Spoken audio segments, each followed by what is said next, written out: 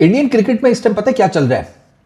Indian cricket fans जो है आहिस्ता आहिस्ता एक साइड पर हो रहे हैं और उनका एक ही नारा है, या हम नहीं या गौती और अजीत अगरकर नहीं, फैसला कर लो क्या करना है। गौतम गंभीर के अगेंस्ट बड़ी ना मोटी किस्म की एक चार्जशीट तैयार हो रही है इंडियन क्रिकेट फैंस के बीच में, और टू सम एक्सटेंट वो चार्जशीट गलत भी नहीं है। अच्छा, गौतम गंभीर जब मैं कह रहा हूं ना, तो ये याद रखिएगा, गौतम गंभीर प्लस अजीत अगरकर, ये अंडरस्टूड है। अब ये चार्जशीट क्या है?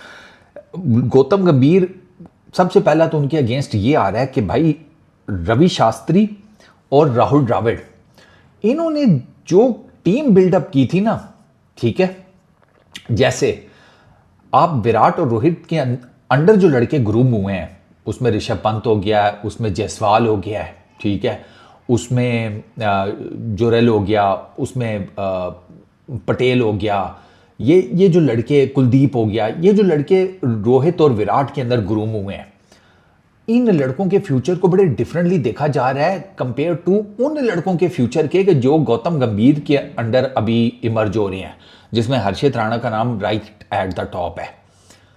अब हो क्या रहा है? अब रवि शास्त्री और राहुल द्रविड़ ने टीम इंडिया को वो किधर लेकर गए वो आप सबको पता है, ठीक है। अब एट द मोमेंट एडिलेड में 12 साल बाद ओडीआई मैच हारती है इंडिया की टीम। एडिलेड इंडिया के फेवरेट ग्राउंड में से एक है, जेन में रखिएगा, ठीक है। अच्छा, उसके बाद श्रीलंका में 27 साल बाद ओडीआई सीरीज आप हारे अंडर गौतम गंभीर, ठीक है। आपने होम टेस्ट सीरीज 36 ईयर्स बाद न्यूजीलैंड के अगेंस्ट हारी, ऑलमोस्ट 40 साल बाद, ठीक है। आप होम यानी कि इंडिया के अंदर 3-0 क्लीन स्वीप हुए, first time in 100+ years, another chargesheet. अच्छा, इंडिया बीजीटी हारता है 10 साल में पहली मर्तबा, और वो भी 3-1 की वन साइडेड स्लाइड के साथ। एक तो बीजीटी हारे ही हारे 10 साल बाद, हारे भी बहुत बुरा 3-1 से। अच्छा, plus made India bat in 4th innings after enforcing follow on, ठीक है, और वो भी वेस्ट इंडीज के अगेंस्ट, और ये भी 12 साल बाद हुआ है, ठीक है। अब इंडियन क्रिकेट फैंस ये कह रहे हैं, और इसमें ना मज़ेदार बात यह है कि पाकिस्तान के क्रिकेट फैंस उनके ले रहे हैं चेज़े। अब चेज़े क्या है? इंडियन क्रिकेट फैंस कह रहे हैं वो तुमने ऑस्ट्रेलिया की जो सी लेवल की टीम है उससे हमारे A+ लेवल की टीम को हरवा दिया। मतलब 2 ओडीआई इकट्ठी हार गई है ना टीम इंडिया, तो 2-0 से तो वो सीरीज हार गए हैं। अभी तीसरा जीत भी जाए तो 2-1 से वो जीतेंगे। लेकिन जो इस टाइम इंडियन टीम की हालात चल रहे हैं, जिस तरह का उनका कॉम्बिनेशन चल रहा है, इंडियन फैंस कहते हैं हमें तो तीसरे की भी कोई उम्मीद नहीं है भाई, ये तो वाइट वॉश होंगे इस सीरीज में। ये बातें हो रही हैं। अब सी टीम की आई है तो पाकिस्तान के क्रिकेट फैंस कह रहे हैं अच्छा, हमें ताने मारते थे कि ये 20 क्लास टीम से हार गए, सी क्लास टीम से हार गए, अब बताओ जरा कैसा लग रहा है, तुम खुद हारे हो ऑस्ट्रेलिया की सी क्लास टीम से।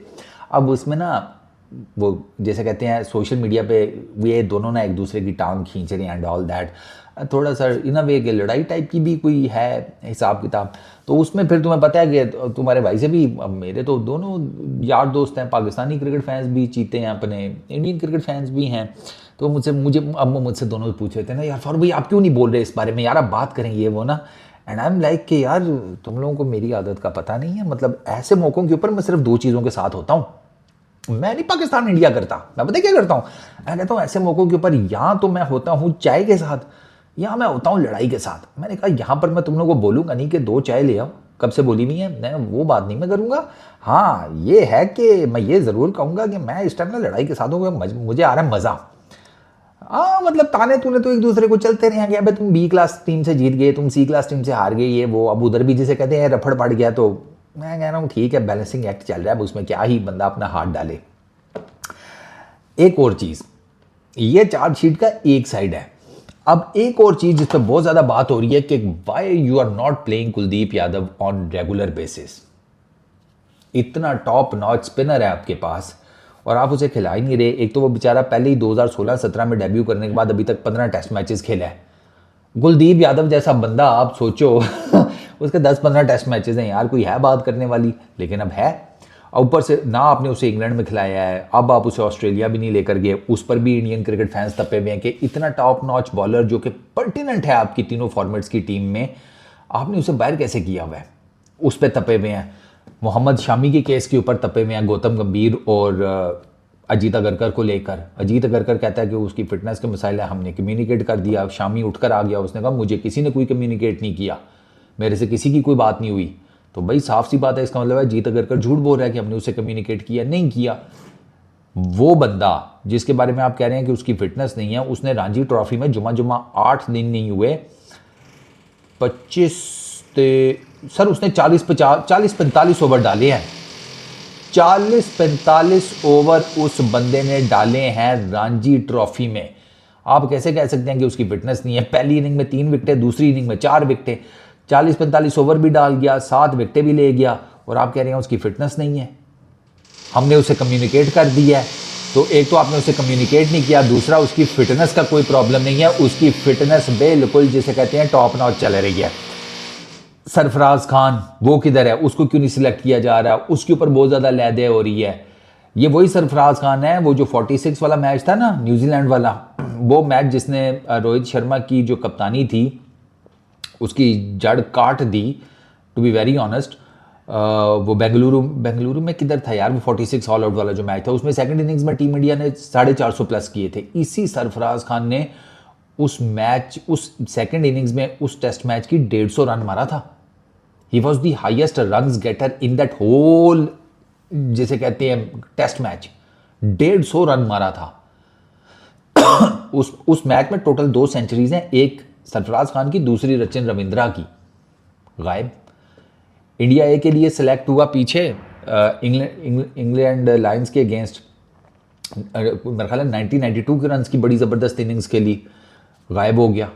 अभी मुंबई के लिए उसने मैच खेला, एक इनिंग में 32, एक इनिंग में 40 प्लस समथिंग। कोई मुझे बता रहा था कि it was a really tricky wicket, तो इसने अच्छा खेला है।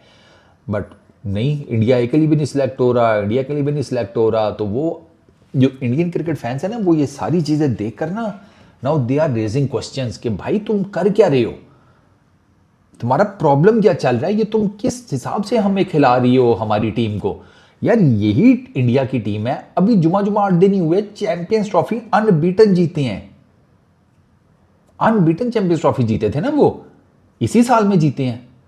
वही टीम इंडिया अब ऑस्ट्रेलिया में सी लेवल की टीम से सीरीज हार गई।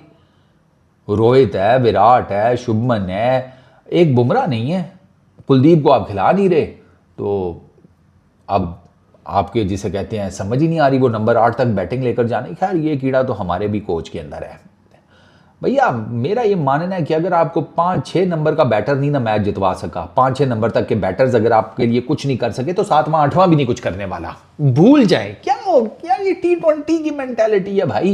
ये T20 में तो फिर समझ में आ जाता है, अब ओडीआई क्रिकेट और टेस्ट क्रिकेट में भी आप इस मेंटालिटी से जाओगे। अबे नहीं भाई, ऐसे नहीं होता। 6 बैटर्स 5 तगड़े बॉलर्स, टेस्ट क्रिकेट। 5 बैटर्स, 6ठा wicket keeper batsman, 5 top notch bowlers, pure test cricket. इसी से मिलता जुलता फार्मूला आप ओडीआई में एग्जीक्यूट करते हैं। मगर यहां पर तो बिल्कुल ही ना मुझे माइक हैसन की समझ आ रही है ऑलराउंडर्स वाली साइंस की, ना गौतम गंभीर की स्ट्रेंथ समझ में आ रही है, और चार्ज शीट दोनों के अगेंस्ट जो है वो लंबी से लंबी होती जा रही है। चलो भैया देखते हैं ये दोनों आने वाले टाइम पे क्या करते हैं। कि एक किस्मत माइक हैसन इस मामले में थोड़ा सा ज़रा बदकिस्मत है कि वो जिस टीम का कोच है ना, उसकी क्रिकेट के वैसे ही वांदे लगे पड़े हुए हैं। पाकिस्तान की टीम क्वालिटी क्रिकेट खेल ही नहीं रही। गौतम गंभीर को थोड़ा सा एज किया है कि वो जिस टीम का कोच है ना, उस टीम की क्रिकेट की क्वालिटी अच्छी है, इसलिए अभी ना इन अ वे कि बहुत चीज़ें जो है ना वो बस्ट आउट नहीं हुई।